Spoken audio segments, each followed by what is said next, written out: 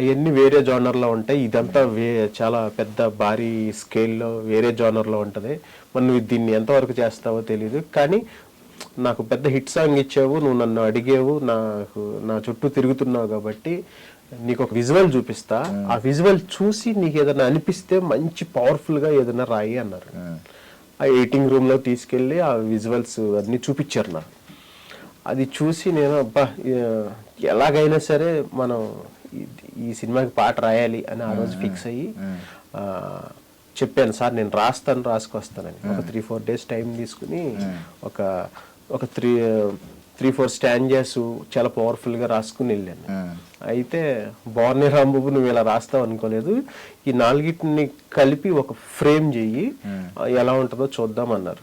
అప్పుడు నేను ఫస్ట్ అంటే కొంచెం స్టార్టింగ్ స్లోగా ఎత్తుకుని ఎండింగ్ వెళ్ళేపాటికి పీక్స్లో ఉండాలన్నట్టుగా కొంచెం నేను రాసేటప్పుడు ఏదో అలా అనుకుని చేశాను అనమాట. అందుకు ఫస్ట్ వజ్రదేహాయ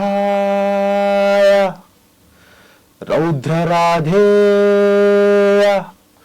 బభ్రువాహనాయ